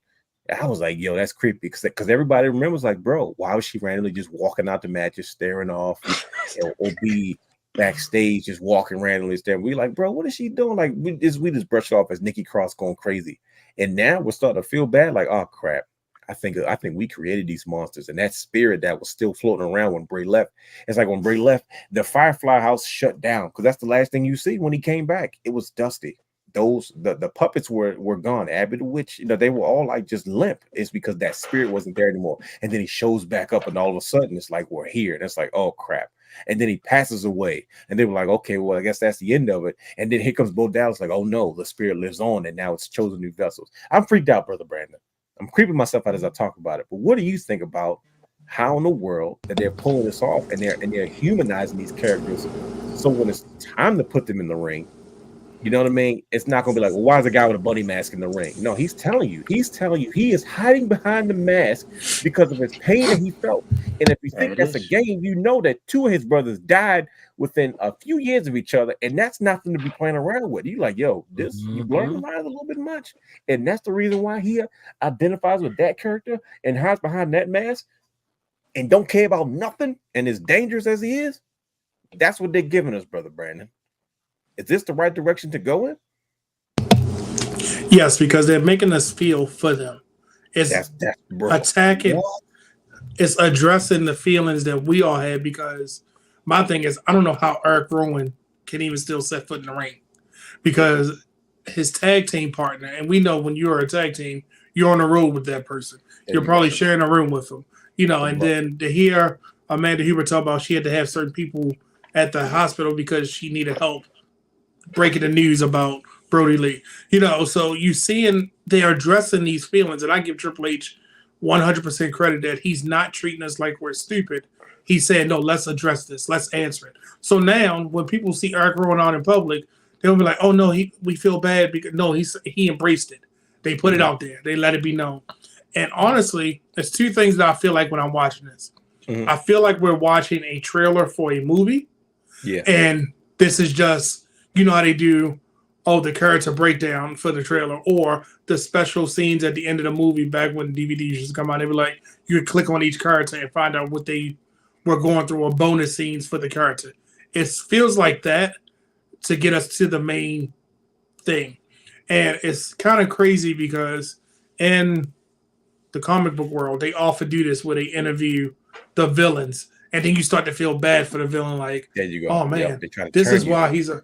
Yeah, you're like, well, he kind of got a point. Like, oh man, like he's only okay. I get it.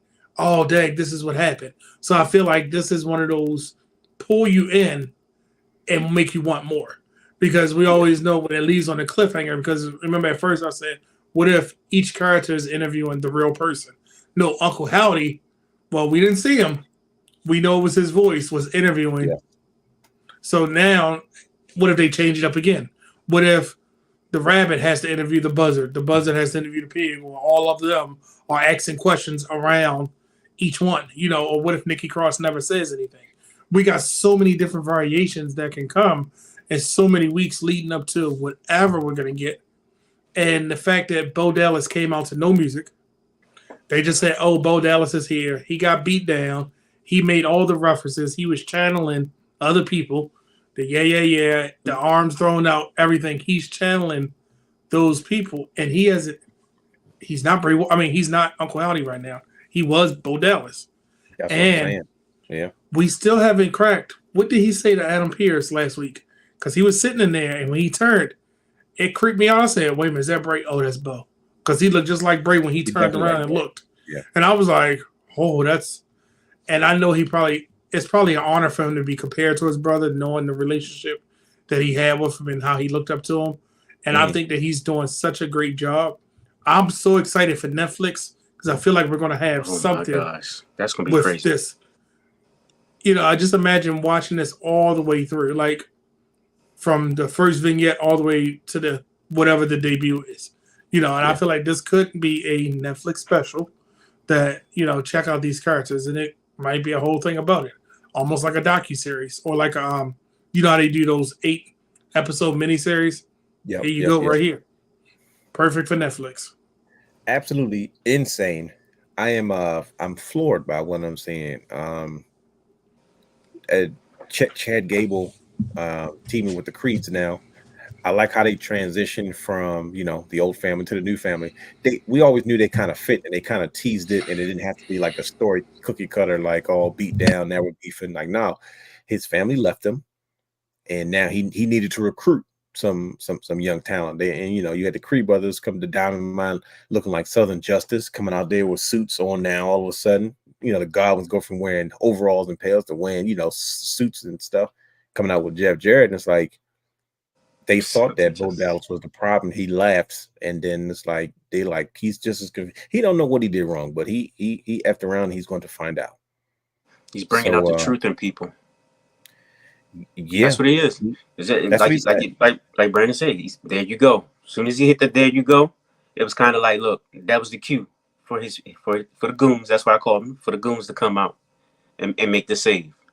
That was it. He was just waiting for Chad to set him up. To get past that limit. You know what I'm saying? Yeah. So yeah.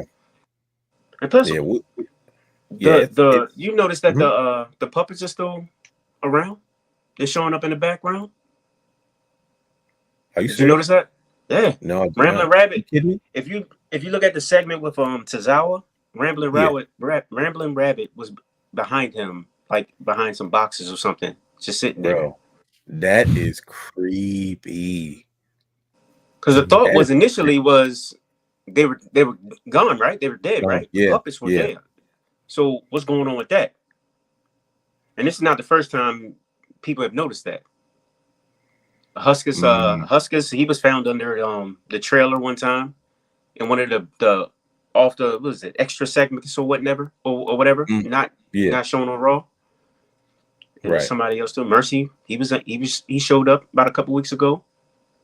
Wow. So what's the significance behind that? Yeah, Mercy the Buzzard. There's so much story to find out, man. So much story being told. I can't wait. It's a roller coaster ride. Nah, they found a way to hook us, man. I don't know what the situation is with the Wyatt Sicks and freaking Chad Gable and his new associates and the Creed brothers. But I got a feeling we're gonna find out, and when we do,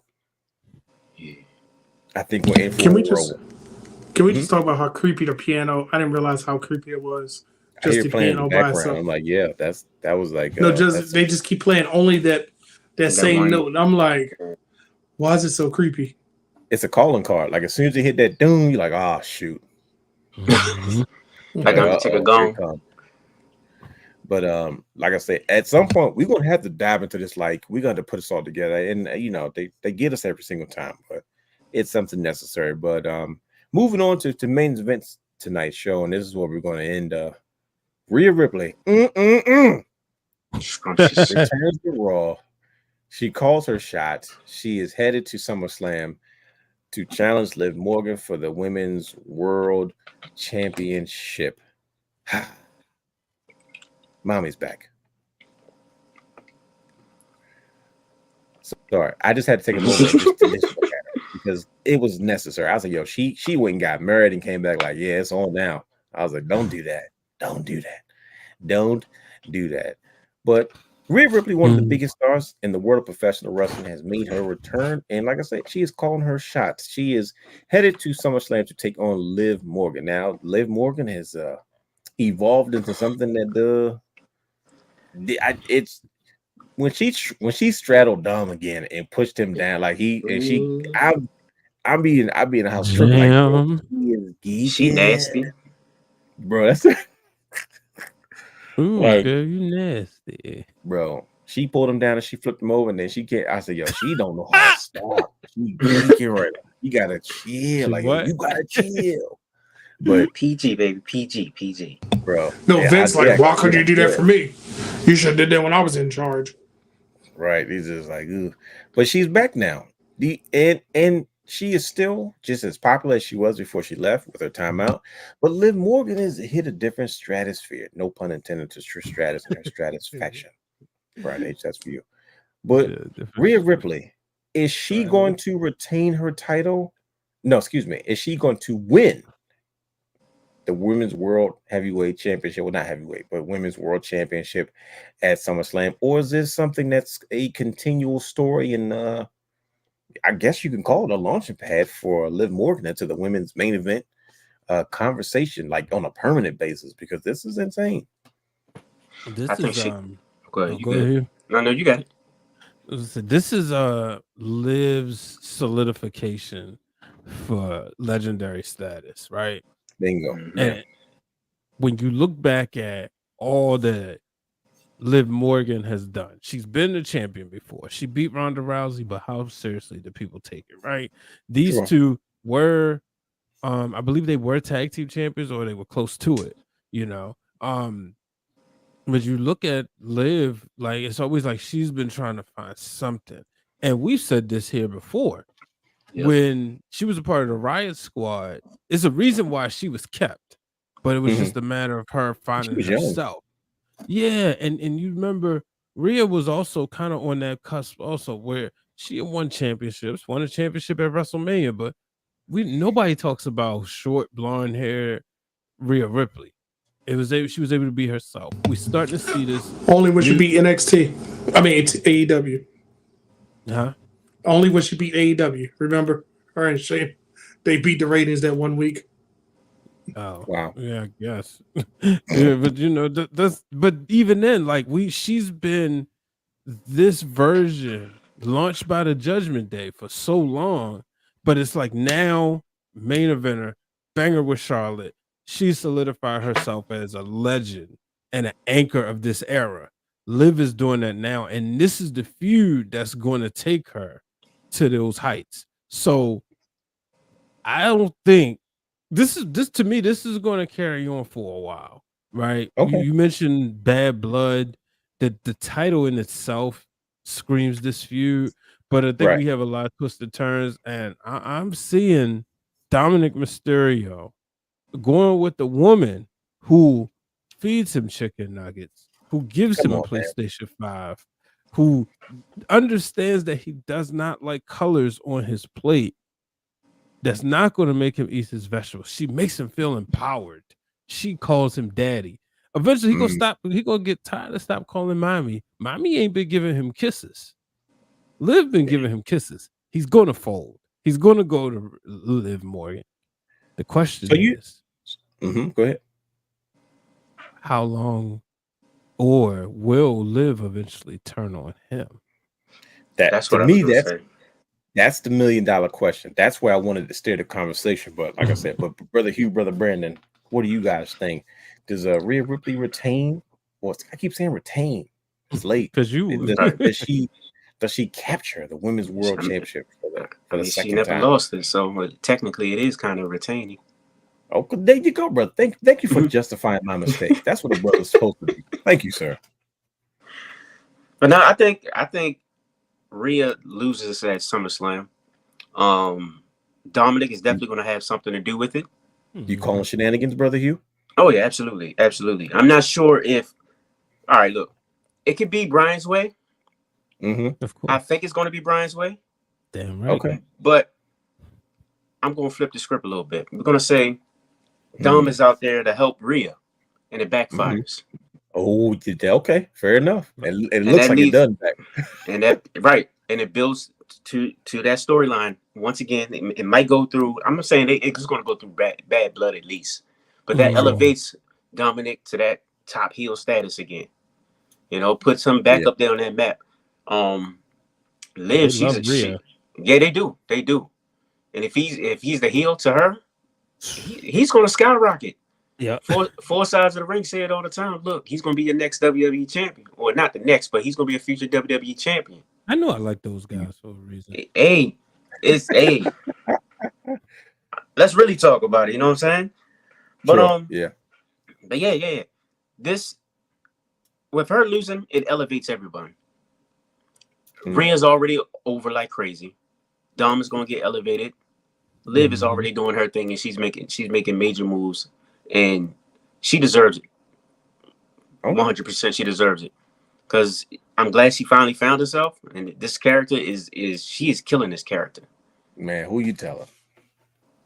Brother Brandon, what's the word? Does Rhea Ripley win the Women's World Championship at SummerSlam? Does Mommy get back on top, or is this still the Liv Morgan regime? I was okay with the Liv Morgan regime until Bad Blood, but we forgot about Bash in Berlin. You think WWE gonna go there without Rhea on the card in some way, shape, or form? Yeah, you're probably right. Like, obviously, I wanted to last to Bad Blood to be like a cage match, you know, to keep all that, because I feel like the obvious answer is Dominic causes Mommy to match, right? But we forgot a Finn Balor is right there. Oh, snap. Yeah, he's straddling the fence. We forgot. They really haven't inducted Carlito into the Judgment Day. Which and JD is because he fits in quite nicely. Those are my favorite segments. Because Rhea went right back to Damian Priest. They buddy. They're cool. There ain't gonna be no issue with them two. But I don't know, because I totally forgot about Bash in Berlin. And think about it, we got SummerSlam, we got the Fanatics experience, Bash in Berlin, then Bad Blood. They're going to have some interaction one way or the other and probably try to kill each other at the Fanatics thing. If Liv retains, Rhea's going to destroy her there. Then they're going to have a match. If Rhea wins it at Bash in Berlin, then Bad Blood is the cage match. I don't know, or Hell in a Cell. It's something. Because this feud, it doesn't have to end. But also, we got Crown Jewel. Rhea has to go to Crown Jewel. Think about it. All the stuff she's done, the international audience needs Rhea. They're not going to go somewhere without her. No, she's too. You can understand no star power. Yeah, and I'm like, and honestly, I'm just going to throw this out there early on. Survivor Series, when you look at the poster, it still looks like red and blue. If we're going to keep a War Games, I don't think we're going to have. Why can't we have a women's and a men's War Games match? But the women be, if you really look at it, it could be NXT in the mix too. Because remember, Rhea had allies that she was building all that time. Liv could go get some allies too. Because it's not like Rhea Ripley's used to making friends. So I forgot all about Finn. Yeah, that's what I'm saying. Because he's a key component. Yeah, and that's why I say I forgot about Bash and Berlin. I'm like, oh man, we got one more stop before Bad Blood. And with feuds are so hot, we know we're gonna get CM Punk and added Bad Blood. We're probably gonna get Cody Raheem in some way, shape, or form. And then you got to have Rhea in the mix, no matter if she's champion or not. But when do we get the belt back on her? Right. Yeah. Listen, all valid things, all good questions, and it's still a little early, but listen, only time will tell. But listen, brothers, we got through another show. Congratulations to you all. We are rocking and rolling. Shout out to everybody that stuck with us and those who are watching and commenting and all that good jazz. We appreciate your time and much more. Stick with us because we are stepping into SummerSlam, the biggest party of the summer, even though they're not calling that anymore. We know that's exactly what it is, especially for us wrestling fans. We appreciate you all. Tune in. Don't forget to follow us on all social media platforms at Wrestling Realm. Subscribe to our Patreon, Twitch, and YouTube at The Wrestling Realm. You can also follow Championship Culture on Instagram at Championship Culture _. Don't forget every Tuesday, 8 p.m. on YouTube.com/The Wrestling Realm because, brother, everybody has a story. You said at the same time. I like that. That was cool. Like we had the same comment on that show the other day. Right. We both in the comments posted the same thing at the same time. Literally at the same time. Hey, guess what it was about? Don't put Moose anywhere near NXT. Wow. I don't exactly what it was. I don't even want him to use those letters anymore. He's just an A. We're just gonna call him. He wrestles some way, shape, or form. Yeah, like keep him away from our NXT. Sounds so desperate, yo. Like, yeah, Tony. Hey, pick me. Let me wrestle. Let me. Brothers about burning Moose up. So it's time for us to go. We will catch you next week. It's time for Women in the Dark so they can have the freedom to do so. We out. Peace.